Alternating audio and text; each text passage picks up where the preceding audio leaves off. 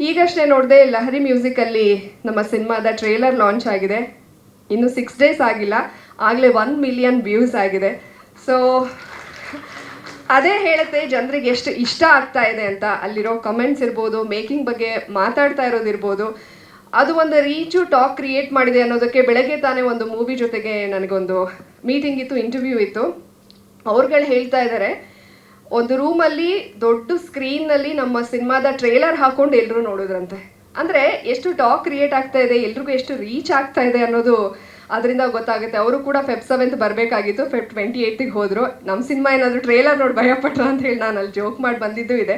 ಅದರ ಆಚೆಗೆ ಯಾರೇ ಟ್ರೇಲರ್ನ ನೋಡಲಿ ಅದ್ಭುತವಾಗಿದೆ, ಮೇಕಿಂಗ್ ಚೆನ್ನಾಗಿದೆ, ಕ್ಯೂರಿಯಾಸಿಟಿ ಇದೆ, ಟರ್ನ್ಸ್ ಇದೆ, ಟ್ವಿಸ್ಟ್ ಇದೆ ಅಂತ ಹೇಳ್ತಾ ಇದ್ದಾರೆ. ಸೊ ನಿಮ್ಮೆಲ್ಲರ ಪ್ರೀತಿಗೂ ಥ್ಯಾಂಕ್ ಯು ವೆರಿ ಮಚ್. ಅದರಲ್ಲೂ ಅಮೃತರಾಜ್ ಸರ್ ಬಂದಿದ್ದರು. ಅವರಿಂಥ ಕಾರ್ಯಕ್ರಮಗಳಿಗೆ ಐ ಥಿಂಕ್ ಫಸ್ಟ್ ಟೈಮ್ ಅನಿಸುತ್ತೆ ನನ್ನ ಕರೆಗೆ ಹೋಗೋಟ್ಟು ಬಂದಿದ್ದಕ್ಕೆ, ಅವ್ರಿಗೂ ಕೂಡ ಥ್ಯಾಂಕ್ ಯು. ಅದರಲ್ಲೂ ಮುಖ್ಯವಾಗಿ ಚಯನ್ ಶೆಟ್ಟಿ ಸರ್ಗೆ ನಾನು ಥ್ಯಾಂಕ್ಸ್ ಹೇಳಬೇಕು. ನನ್ನನ್ನು ಎಷ್ಟೋ ಜನ ಈಗ ರಿಷಬ್ ಶೆಟ್ಟಿ ಸರ್ ಕೂಡ ಮೀಟ್ ಆದಾಗ ಹರಿಕತೆ ಅಲ್ಲ ಗಿರಿಕತೆಗೆ ನಿಮ್ಮನ್ನೇ ನಾವು ಹಾಕೋಬೇಕು ಅಂತೆಲ್ಲ ಹೇಳ್ತಾ ಇದ್ರು. ಅವಾಗ ಯಾವ ಥಾಟು ಇರಲಿಲ್ಲ ಸಿನಿಮಾ ಮಾಡೋದು. ಬಹುಶಃ ಈ ಸಿನಿಮಾದಿಂದ ನನ್ನ ಸಿನಿ ಜರ್ನಿ ಶುರು ಆಗಬೇಕು ಅಂತ ಬರೆದಿತ್ತು ಅನಿಸುತ್ತೆ. ಚಯನ್ ಶೆಟ್ಟಿ ಸರ್ಗೆ, ಕುಲ್ದೀಪ್ ಸರ್ಗೆ ನಾನು ಹಾರ್ಟ್ಲಿ ಥ್ಯಾಂಕ್ಸ್ ಹೇಳಕ್ಕೆ ಇಷ್ಟಪಡ್ತೀನಿ. ಒಂದು ಒಳ್ಳೆ ಟೀಮ್ ಜೊತೆಗೆ ಒಂದು ಒಳ್ಳೆ ಪಾತ್ರದ ಮೂಲಕ ನಾನು ಲಾಂಚ್ ಆಗ್ತಾ ಇರೋದಕ್ಕೆ ನೀವುಗಳೇ ಕಾರಣ sir. Thank you very much. ಇನ್ನು ರೂಪೇಶ್ ಅವ್ರ ಬಗ್ಗೆ ಹೇಳೋದೇ ಬೇಡ. ಅವರು ತುಳು ಸ್ಟಾರ್, ಡೈರೆಕ್ಟರ್ ಕೂಡ ಹೌದು.